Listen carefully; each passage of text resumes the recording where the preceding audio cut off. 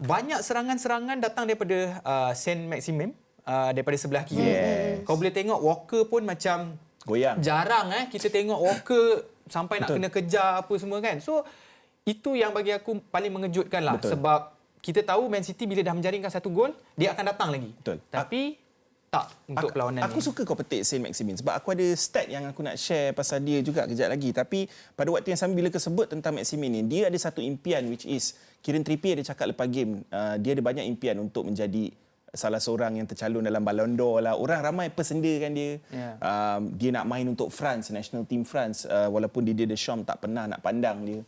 Tapi selepas performance dia dalam game ni, sebabnya dia tak konsisten, tu masalah. Dia orang kata streaky player. Tapi bila kau tengok Saint-Maximin punya performance dalam game ni, dia boleh turn up dalam game sebesar ini dengan antara kelab terbaik di dunia. Kyle Walker yang aku nampak mungkin Vini Junior je seorang yang betul-betul menyusahkan hidup dia last season yang aku tengok dalam semi-final UCL. Tapi dalam game ni betul-betul dia kena bukan sekadar kena poket kena gomol-gomol lagi dalam poket. Sebab orang kata Saint-Maximin ni macam dia seorang pemain yang macam chaos.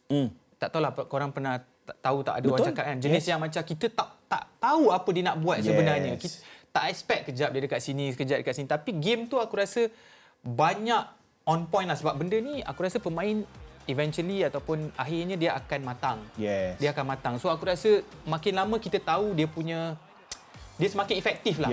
Itu yang aku rasa. Aku tak ada kira berapa banyak kali dia buat cutback dalam kawasan penalti tu lepas dia dah langkah Walker. Aku tak ada kira berapa banyak. Macam tadi kau nampak cutback tu tak ada siapa skor kan. Tapi kalau kau nak kira berapa banyak kali dia Stones dengan Walker lah. Jangan lupa Joe Willock pun sama juga sebab front three Newcastle tu 3-3 tu laju tau. Almiron, Willock dengan si Saint-Maximin. Tapi apa yang aku nak sentuh Eli adalah kita last week kan ada bincang pasal City. City bila menyerang, diorang bermain 2-3-5. So bermaksud Walker dengan Cancelo ni akan join Rodri dekat tengah. Lepas tu Gundogan dengan De Bruyne akan jadi 2 nombor 8 dengan front three diorang.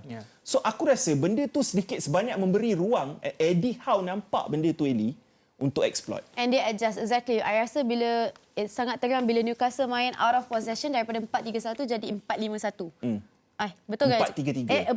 4-3-3 jadi 4-5-1. Di mana diorang akan join and buat macam Liverpool Yelah, main Callum lah Wilson jadi focal point lah. Exactly. So dia akan make sure midfield superiority kat tengah. Tapi kita nak berbincang pasal skala impak Saint-Maximin dalam game ni, 100% counter attack pasukan Newcastle datang daripada side dia. Which is so obvious. Memang Arsenal punya intention memang nak burn Walker, burn anyone in front of him, one-on-one, and I'm going to bring you straight to the box. And see lah apa dia punya jawab magic. Bila Walker masuk ke dalam sebagai pemain tengah, ada ruang kat sebelah kiri tu untuk Saint-Maximin melarikan bola dan dia exploit ruang tu setiap kali. Dan kita kena tahu City ni Eddie Howe cakap dia nak ambil risiko.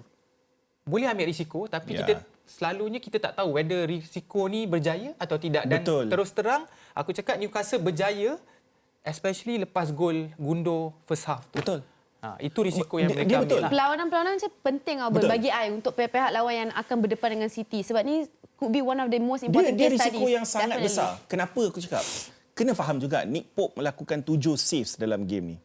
So ternyata banyak one-on-one situation dengan Gundogan, dengan Erling Haaland yang diselamatkan oleh Nick Pope. So tanpa Nick Pope mungkin result dia berbeza. Ataupun kalau kita rebah lepas Gundogan score first goal tu mungkin result yang berbeza. Tapi kita tengok dulu stat ni. Stat ni sangat penting berkait dengan Allan Saint-Maximin dan apa yang dia lakukan dalam game ni. Kalau kita lihat dari segi cross accuracy dia dalam half time tu 100% bro. Pernah kau dengar tak cross accuracy 100%? Yelah walaupun 45 minit saja. Second half tu aku nampak ada kepincangan sedikit lah, 61.9%. Terutamanya selepas 60 minit ke atas nampak kepenatan sudah pun melanda beberapa pemain. 42 touches, 4 chances created, 4 kali menang possession, 3 duels yang dia menang. Aku rasa kebanyakan ni dengan Kyle Walker. 3 touches dalam kawasan penalti lawan, 2 crosses dan juga 2 assist dan diberikan anugerah man of the match dalam perlawanan tersebut. Tetapi macam aku cakap tadi, ada setengah fans yang cakap dalam Twitter yang aku nampak, Newcastle kalau tak ada Saint-Maximin, tak ada Nick Pope, dah sasar kalah. Aku boleh cakap benda yang sama kalau Man City tak ada Kevin De Bruyne, tak ada si Erling Haaland, mungkin benda yang sama juga berlaku kan. Tapi kita kena sentuh tentang kualiti yang dipamerkan oleh Kevin De Bruyne dalam game tu. One pass yang membunuh 4 pemain barisan pertahanan Newcastle yang meletakkan situasi one-on-one dengan goalkeeper. Tak tahulah, kalau kau tengok passing tu kan, dah lah dia lalu celah kaki Celah kaki Joe Willock. celah kaki Joe Willock. Dan aku rasa tak ramai pemain yang mempunyai satu visi dan kebijaksanaan untuk mendapatkan Bernardo dalam situasi macam kau cakap, melorongkan dan melepasi 4 pemain. Level klinikal tu sangat tinggi. So itu memerlukan otak yang orang kata cepat dan bijaksana lah. Betul tu kan. So tu aku cakap, kalau siapa pemain yang aku rasa boleh buat hantaran macam tu? Mungkin Messi kan. Tapi tak ramai yang boleh ada So adakah kebolehan tu. bila kau sebut macam tu, terus kepala aku ting, sebab dia kan aku cakap tadi, dia ada niat nak menang Ballon d'Or satu hari nantilah, mungkin bukan sekarang, satu hari nanti. Kau rasa itu sesuatu yang realistik untuk dia kalau dia konsisten? KDB. Saint-Maximin, KDB. Kau cerita pasal KDB. Alamak, sorry. Aduh. Sebab nak kau cerita pasal Relax, Saint-Maximin. KDB. Okey, jap. Okey, fine. You nak ulang balik ke Saint-Maximin. I just nak bagi point before I lupa nanti. Dalam konteks yang lebih besar, Saint-Maximin, sebab benda ni dia akan relate dengan soalan yang I nak bagi kat you tau. Okay, sekarang ni kita tengah cakap pasal Newcastle, I ada satu soalan, Amir ada satu soalan. Okay. Tapi before kita orang nak bagi soalan, I just nak cakap apa untuk Saint-Maximin dalam konteks yang lebih besar, kenapa dia boleh berfungsi dalam role dia tu? Also because the stability yang di-offerkan oleh Dan Burn kat belakang, left back dia impressive, like won all the ball. Joelinton won possession for him. Benda tu membuatkan dia boleh roam lagi free and everything ni tau. Yep. Benda tu kita sebagai football spectators ni kita kena faham kenapa certain player boleh main dalam posisi ni macam tu. Kenapa dia boleh function in a certain way. Yeah. Because of all these players around him as well. Dia tak boleh buat benda tu kalau player dia punya teammates tak provide enough coverage. It's the same thing bila kita bincang pasal Trent tadi. Trent couldn't go and bagi impressive numbers dalam attacking outputs kalau tak ada stability at the back. Betul. Same thing. Now, goes to the question I nak tanya you. Macam mana you guys nak make sure that you guys boleh maximize advantage atau guarantee the consistent performance from Saint-Maximin on weekly basis? Good question. Sebab itulah aku rasa masalah paling utama dia. Benda tu memang macam kena address the elephant in the room. Betul. Macam besar sangat Sebab isu apa tu. yang Eddie Howe buat dengan Saint-Maximin ni, sebab sejak Eddie Howe masuk ni, Eddie Howe memang nampak seorang pemain yang penuh dengan bakat, penuh dengan kualiti tapi tak konsisten. Tu masalah dia. So apa yang Eddie Howe buat yang aku tahu adalah dia petik Kieran Trippier ni. Sebab Kieran Trippier ni first signing dia kan. Kita nampak macam mana projek dan proses Eddie Howe ni. Bila dia buat signing pertama dia, Kieran Trippier ni, dia lantik Mamat ni sebagai leader dalam pasukan. Maknanya dia tak payah pakai captain armband pun. Dia tetap leader dalam tim tu. Dia, bila kau tengok perbualan dia orang dengan Sky Sport interview lepas habis game, nampak macam mana Saint-Maximin anggap Kieran Trippier ni macam abang.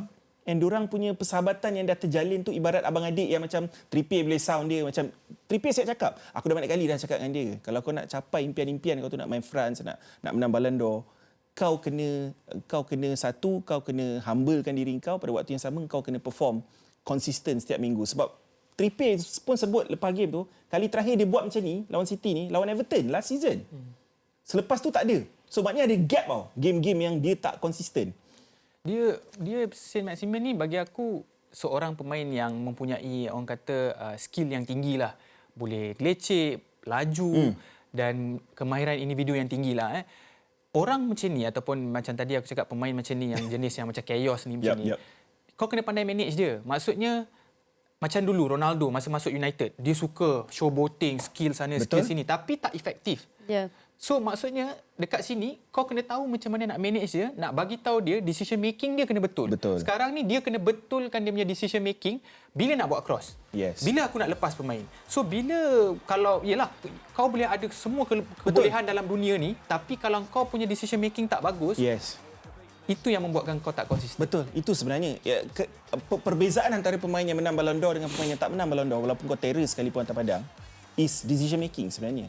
Kau punya at that moment apa yang kau buat kan. So bukan nak kata Saint-Maximin ni selalu buat decision salah, tapi aku rasa kematangan just not there yet, betul. Untuk buat decision tu tak ada lah. So tak tahulah, kita kena tunggu dan lihat dalam tahun-tahun akan datang ataupun ialah dengan macam berapa mana umur dia Man? Tak salah aku dia 24 ke 25 tahun Dan sekarang. still muda. Yeah. Banyak room nak improve lagi lah bagi aku. Bila kita cakap pasal Tapi dia dah kira prime age. So itu yang merisaukan lah. Kalau kau dah prime age, macam mana, sebab dia ada impian nak menang Ballon d'Or kan. So, Menarik juga kita cakap susah pasal lah kot. decision making and kematangan sebab benda tu memang takes time and takes more games.